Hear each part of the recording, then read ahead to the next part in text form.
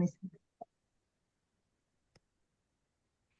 Bueno, pues ya estamos aquí en esta entrevista con Enrique Reinberg y Silvana Rabinovich, quienes pues vaya que nos vienen a hablar de un tema que ha estado circulando en las últimas semanas, no solamente en redes sociales, sino en otros espacios académicos, periodísticos, en la sociedad en general, que es justamente la respuesta a un comunicado que sacaron una serie de intelectuales del Colegio de México repudiando justamente una posición que tomó el Colmex de prohibir toda relación académica, comercial, también entiendo, con universidades del Estado de Israel, ¿no?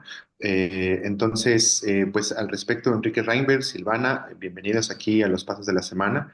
Y pues más bien, ¿qué decir, ¿no? Como en un panorama primero general de esta respuesta que sacan estos comunicados. Y entiendo también que hay una respuesta ya por parte de un sector organizado, también de otras universidades, que ha estado exigiendo desde hace ya un tiempo pues justamente el cese de relaciones académicas con el Estado de Israel por el genocidio que están cometiendo contra el pueblo palestino, ¿no? Entonces, Enrique o Silvana, quien guste A empezar, ver, adelante. bueno, inicio y Silvana completará y proseguirá.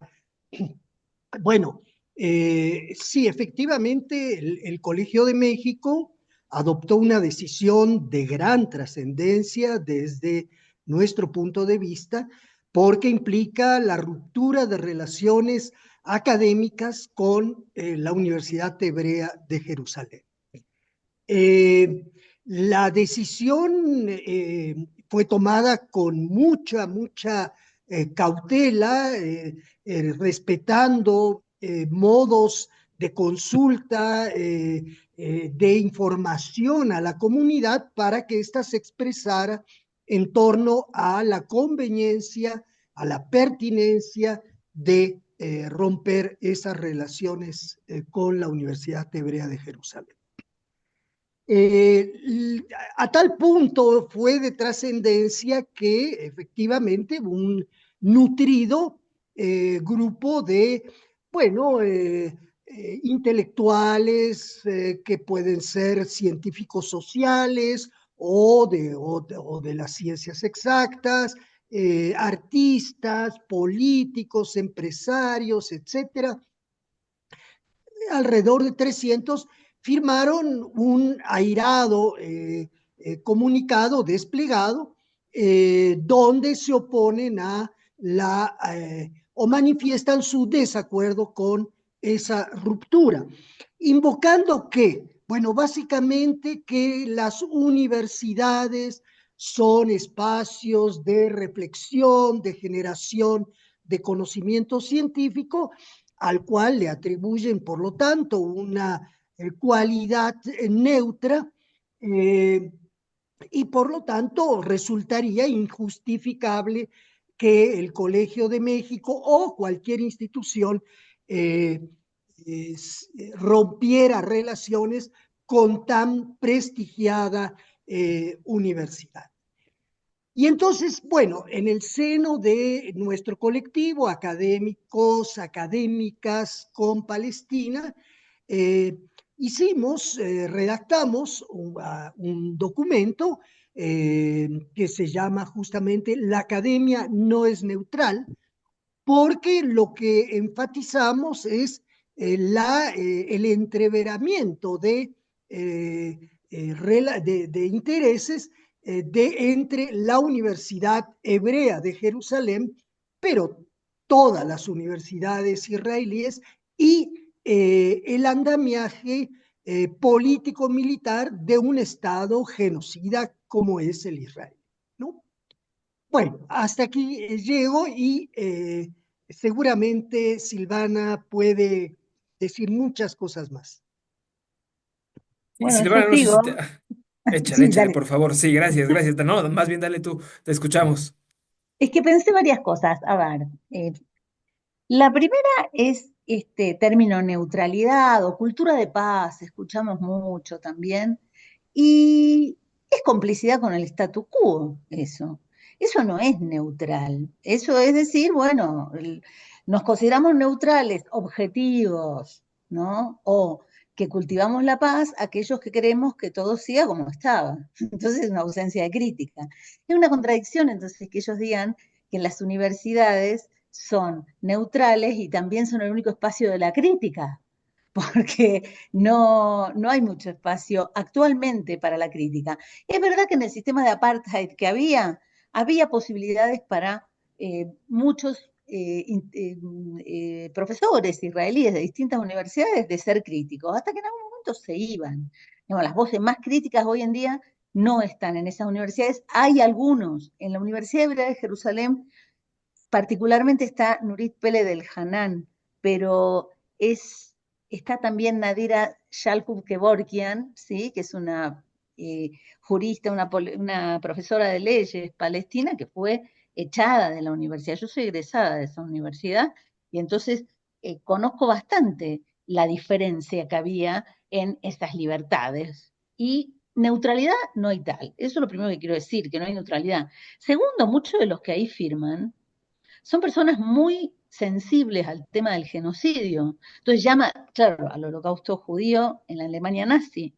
Hubieran querido que Heidegger, cuando era rector de Freiburg, no hubiese hecho listas negras, que no hubiese quemado la obra de Husserl. Hubieran querido que tenga una actitud crítica ese rector. Entonces, es muy selectivo esto y vuelvo a decir, no hay tal neutralidad. Quienes alegan neutralidad son quienes abogan por la continuidad del sistema. Y yo quisiera sí explicar por qué podemos y debemos hablar de no son solo vasos comunicantes. Si ellos veían túneles, sí, hay túneles directamente del conocimiento entre la universidad y el ejército de Israel. O sea, si ustedes ven la película El Laboratorio de Lab o Amabadá de Yotam Feldman, una película del 2013, o sea, ya tiene 11 años, ahí él entrevista a el general Shimon Nabé, que él dice, es la primera vez que veo que el ejército israelí contrata filósofos. Estudió filosofía, arquitectura y antropología en la Universidad de Tel Aviv. Hizo todo eso para poder aplicar ese conocimiento de los filósofos más críticos como Deleuze y Guattari a la contrainsurgencia, ¿sí? Lo volvió táctica y se animó por primera vez el ejército, por esto que él hizo, a entrar a Nablus, ¿no? Entonces estamos hablando de que la universidad hace un servicio, pero no solo Shimon Nabé, que fue estudiante y también profesor en la Universidad de Tel Aviv, sino que hay otro profesor que entrevista Yotam Feldman en su película, que se llama Itzhak Ben Israel. Este es un profesor emérito de filosofía, que es así consejero, muchas cosas, muy laureado el hombre. Él usa modelos matemáticos para definir el modelo del ejército israelí. Él es parte de ese cálculo del 1 a 100 en las muertes, que ahora ya nos queda corto, ¿no? Que nos escandalizó hace unos años atrás. En 2008 no escandalizó eso. Ahora con la inteligencia artificial, bueno, hay mucho más. ¿Y quién puede decir que las investigaciones en inteligencia artificial no provienen de las universidades, ¿no? Son los capitales privados que abonan a las universidades para que desarrollen sistemas como el Lavender o el Gospel, ¿no? El Evangelio. Y hay otro profesor, ya un octogenario, hasta Kasher, que a mí especialmente me llama la atención. En 2005, este profesor elaboró el código de ética, él se dice levinasiano, el código de ética del ejército, y tiene un capítulo sobre la pureza de las armas, armas con R, no pureza de las almas, pureza de las armas. Y no solo eso, sino que tiene otro capítulo sobre vidas humanas. Teóricamente, la pureza de las armas decía que no debía usarse las armas contra los civiles, pero en realidad cuando tiene que hablar de la defensa de la vida, ¿sí? Del derecho a la vida humana, solo se refiere a los israelíes. Entonces tenemos pruebas por todos lados de complicidades, mucho más ahora que se empezó a ejercer una censura también con académicos israelíes, cosa que antes no había, no solo palestinos. Y después, bueno, tenemos connotados académicos israelíes que ya dijeron en su momento, Benny Morris, incluso que es nacionalista, él dijo que había habido limpieza étnica en la Nakba, ¿no? En 48.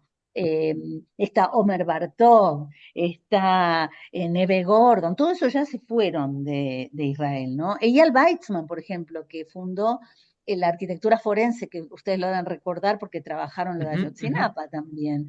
Bueno, está en Reino Unido, igual que Ilan Pape, y bueno, y muchísimos más. Y otros que la pelean desde adentro. Pero realmente no se puede decir que esa crítica que se ejerce en las universidades tenga algún efecto en este momento. Hace poco, voy a decir algo personal, una amiga me pidió que le enviara una carta de invitación, una académica muy crítica. Y le dije, mira, no, estoy en este movimiento y nosotros queremos ejercer presión de esta manera, consideramos que es la manera más efectiva de hacerlo. Entonces me dijo, mira, acá lo que pasa es que estamos, no es para convencerte, me dice, y te entiendo perfecto, pero acá estamos al borde de una guerra civil. O sea, la persecución que hay las había hace más de una década, ¿no? De estudiantes que se anotan en las cátedras para denunciar a los profesores y presionar a los sponsors de las universidades para que no, para que echen a esos profesores, los corran. Ahora en este momento ya directamente tocan la violencia. Entonces sí, están pasando cosas tremendas y que me perdonen los 300 y tantos firmantes, no hay lugar para esa crítica. Sabemos que esto no es contra personas, lo hemos dicho una y mil veces. Aquí esto no es contra nombres y apellidos de profesores, ¿sí? Es una cuestión de presión institucional para llamar a la cordura. Nada más. Un poco retomando esto que dicen. Después de, o sea, uno lee el comunicado que se ha difundido en redes sociales y dice, después de 400 días, después de más de un año, el Colmex por fin se declara, ¿no? Y dice, vamos a cortar relaciones. El CIDE, el Centro de Investigación y Docencia Económica, ya había hecho algo parecido anteriormente. Sin embargo, tenemos grandes universidades como la UNAM, por ejemplo, que en meses anteriores se les había presionado por cortar este tipo de relaciones, por cortar las becas, por cortar los intercambios, ¿no? Y se habían abstenido de hacerlo. Entonces, ¿ustedes por qué creen que haya tomado tanto tiempo? Y ahora que se está haciendo, pues, ¿cuál es la importancia, ¿no? De ser solidario con este tipo de manifestaciones y cómo darles más potencia? A ver, eh, permítanme hacer un pequeño recuento de esa, eh, ese intento que hicimos por que la UNAM asumiera una postura mucho más enérgica respecto a lo que sucede en Gaza, en la franja de Gaza, y ya no solamente en la franja de Gaza. Eh, y bueno, que fue la petición dirigida al mismo rector de la Universidad Nacional para exigir la ruptura de relaciones con las universidades israelíes. Y bueno, el rector eh,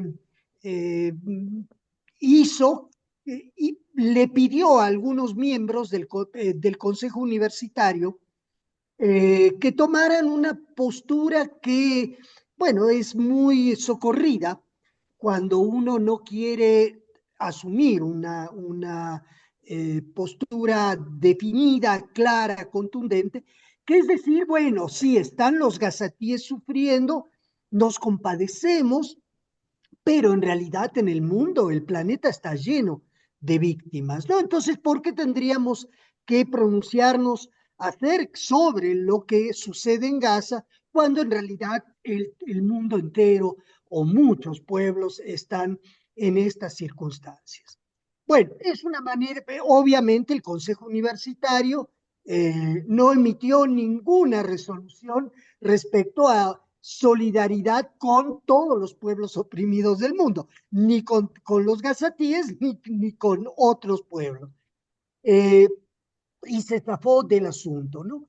Ahora, esto tendría evidentemente que la decisión tomada por el CIDE respecto a la Universidad de Tel Aviv y la Hebrea de Jerusalén, perdón, y la del Colegio de México respecto a la Hebrea de Jerusalén, son de gran importancia. Pero bueno, en este país tenemos una universidad nacional, una universidad de la nación, eh, y que la Universidad Nacional asumiera una postura equivalente a la del CIDE y a la del Colegio de México, tendría una repercusión enorme. Una repercusión enorme que se inscribe evidentemente como la del Colmex y la del CIDE en esta acción enmarcada en lo que se llama BDS, boicot, desinversión y sanciones. Y bueno, en este caso se trata de una modalidad de boicot que es el boicot académico, que creemos consideramos que tiene un efecto, eh, bueno, en cierta forma simbólico, pero también político, de aislar a un Estado que comete un genuino genocidio, ¿no? Ahí reside la relevancia y que podría, por lo tanto, tal vez ser proseguido con otras formas de boicot, eh, o llegar a la ruptura de relaciones diplomáticas con el propio Israel, ¿no? Bueno, eso es el marco en el cual también está inscrito el documento al cual tú aludes, y que, bueno, Silvana tal vez tenga más claras las fechas. En este caso se remonta a el primer semestre de este año, de 2024, cuando procuramos llegar a acercarnos a la rectoría y plantearle esa demanda y que fuera asumida por la rectoría y todo el consejo universitario. A mí me gustaría agregar a esto, entre los profesores que iban a entregar la carta estaba Enrique, que fue maestro del rector, y creímos que iba a tener la deferencia de recibirla, pero no, envió a alguien, no sé, recuerdo bien el cargo técnico de la persona que fue a recibirla y bueno, no mereció respuesta. A mí me gustaría un poco responder a lo que tú decías, ¿por qué no tomar esa, qué es lo que hace que la universidad no tome esa decisión y tenga tanto miedo de tomarla? Yo creo que primero hay miedo de ser acusado de antisemita, porque hay un uso espurio del término antisemita. eh, Hay países, afortunadamente en México no se aprobó, donde se aprobó una definición de antisemitismo del Instituto de Investigaciones sobre el Holocausto, que es, bueno, judeocéntrica, o sea, reduce lo semita, que es un concepto colonial del que no vamos a hablar en este momento, pero es muy interesante ver lo orientalista que es, ¿no? Pero que lo reduce al odio a los judíos, cosa que podría llegar a ser, debería ser más amplio, pero digamos que lo reduce a eso. Pero lo grave es que en los ejemplos que da, hay tres ejemplos donde claramente se confunde el odio al judío con la crítica al Estado de Israel. Y eso es una trampa. Entonces, hay países donde esto empezó a implementarse, aunque dice que no es vinculante, sí se usa, y ahí por lo menos sé ahora dos casos de demanda. En Argentina hay más, pero tengo dos muy, muy presentes. Uno es el del actor Norman Brisky, otro el de la diputada Vanina Biasi, ¿no?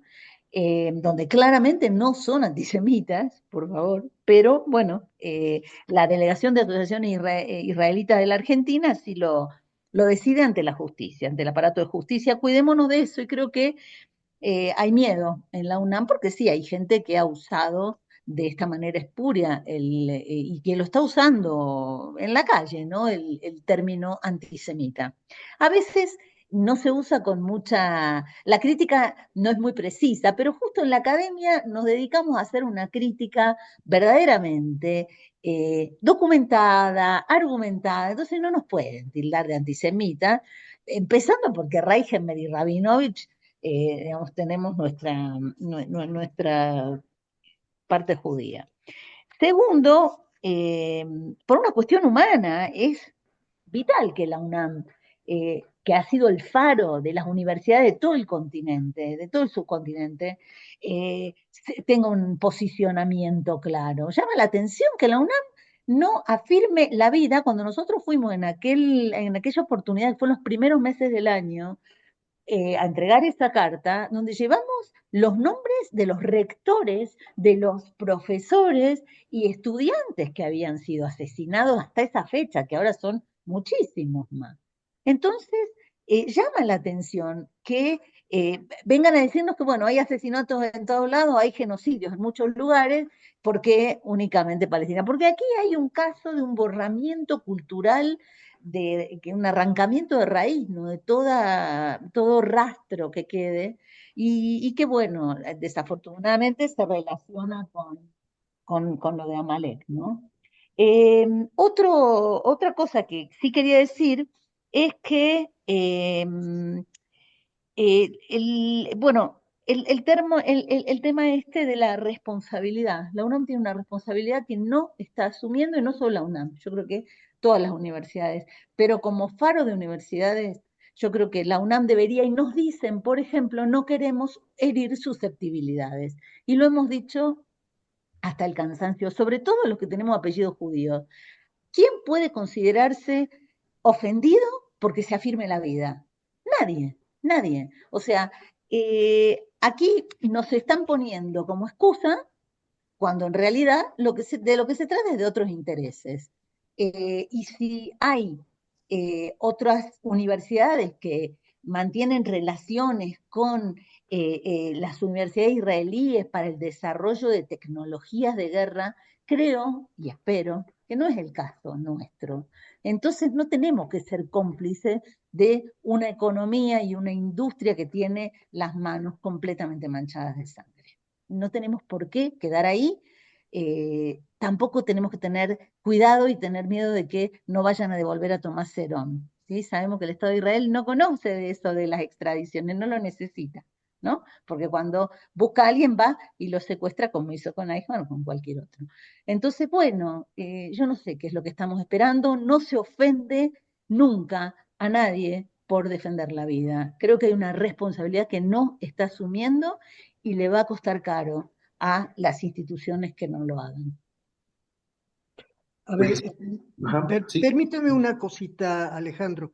Yo creo que yo quiero insistir en uno de los puntos que abordó Silvana, y es el del antisemitismo, ¿no? Me parece importante, bueno, por un lado, porque confunde de manera atroz a toda la ciudadanía, es decir, declararse en contra del genocidio del pueblo gazatí, y por lo tanto echar la responsabilidad, la culpabilidad al gobierno israelí, equivale a una postura antisemita, ¿no? Yo creo que, bueno, las últimas semanas se han multiplicado en redes sociales una serie de mentiras, y entre otras la de esta ecuación antisionismo igual antisemitismo. Hay una serie de personajes que circulan en entrevistas, en monólogos, en diálogos entre ellos, etcétera, que enfatizan esto. Este no es sino una parte de una andanada de mentiras que obviamente tienen un origen, desde mi punto de vista, y creo que Silvana coincide, es la llamada Hasbara, el aparato propagandístico del Estado israelí, que tiene por objeto desvirtuar las críticas que se hacen, eh, generar nuevas verdades, si se puede decir así, etcétera, etcétera. Hemos oído en ese sentido sonceras como que no es un genocidio porque solo van 40,000 personas muertas. Y el genocidio, el verdadero genocidio, es el de 6 millones de judíos durante el nazismo. bueno, cosas tan absurdas como esas.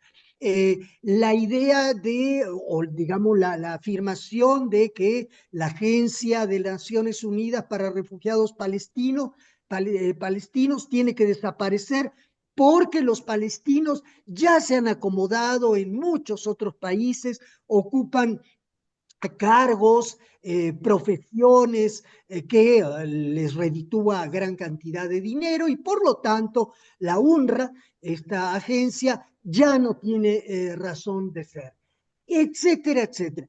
Es necesario desmontar toda ese cúmulo de mentiras que no tienen asidero, pero bueno, en redes sociales nadie pide la comprobación, nadie pide notas a pie de página como en los textos académicos y bueno, son asimilados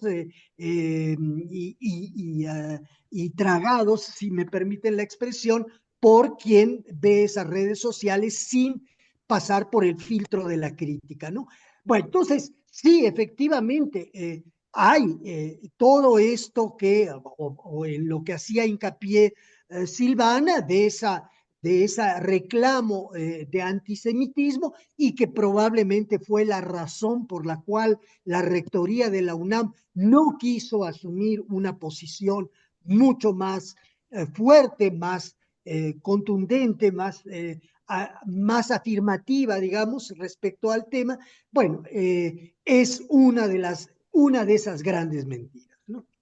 Perdón, yo quisiera decir una cosa más sobre el tema de la responsabilidad y la moral, porque me parece que cuando dicen, quieren tratar todo de una manera ecuánime, porque están las atrocidades cometidas por Hamas el 7 de octubre, que nadie dice que, nadie aplaude, ¿no? Las muertes, esas o los rehenes. Eh, y por otro lado, muchas más decenas de miles, ¿no? De, asesinados oficialmente, porque los que están bajo los escombros todavía no lo sabemos. Quien quiere equiparar esto para ser neutral, no está siendo neutral. Segundo, pretenden decir que tomar partido por la vida contra el academicidio, contra el genocidio, es, eh, es como tomar un partido moral, ponerse de un lado solamente en detrimento de otro lado. Esto es por la vida de todos. Lo segundo es que, porque nosotros sí que no distinguimos valores de vida, ¿sí? A diferencia de quienes consideran que unas vidas valen más que otras. Y lo otro, yo me pregunto, ¿quiere decir que entonces porque hay unos que opinan una cosa y otros que opinan otra, la universidad no puede tomar una postura moral, ¿sí? Una postura ética? Pregunto, ¿es el relativismo moral el que caracteriza a nuestra universidad? Yo creería que no, ¿no? Pero me parece que le están dando lugar al relativismo moral. Unos se sentirán ofendidos porque se defienden la vida de los otros. Me parece que es un error gravísimo el que se está cometiendo y por eso dije antes que nos va a costar caro en la UNAM, pero no por algo material, va a ser caro en el sentido de que moralmente estamos asumiendo una postura, porque no tomar postura es tomar postura, y lo dijo Sartre ya en su momento, y que es, primero, que es minoritaria, y segundo, que, bueno, es cobarde, además, y es imperdonable. Y digo que es cobarde porque voy a aludir a un filósofo que nació en Lituania, en Lituania, que es Yeshayahu Leibovich, profesor de filosofía en la Universidad de Jerusalén. Yo lo he visto en 1982 a este profesor, que era un judío ortodoxo, llamar a la objeción de conciencia ante la guerra en el Líbano, ante el ataque de Israel al Líbano. Y en ese momento él usó la raíz de la palabra héroe, ¿sí? En hebreo, que es gibor, lo usó como legitgaber, es decir, sobreponerse a, aludiendo a Maimónides, diciendo que se debe sobreponer uno yendo en contra de la corriente. Y perder ese miedo e ir en contra de la corriente es lo que hizo el CIDE y es lo que hizo el Colmex, y es lo que nosotros quisimos apoyar en este comunicado. Y animar a que más universidades lo hagan. Pues con la esperanza de que vaya sucediendo así. Ah, mira, ya regresó Alejandro que salió tantito, pero aquí está, ya lo tenemos de regreso. Esperando que sea así, que hayan más universidades. Pues vamos cerrando un poco esta entrevista. Muchísimas gracias, Enrique, muchísimas gracias, Silvana, por tomarse estos minutos y para hablar de esto y pues para dejarnos muy claro, ¿no? Que la solidaridad no debe de tener no debe por qué tener matices, ni debe por qué cortarse por cuestiones políticas, ¿no? Pues muchísimas gracias y estamos en comunicación. Bueno, muchas Gracias. gracias. Listo, gracias por a ustedes. Chao, Silvana. Chao, Enrique.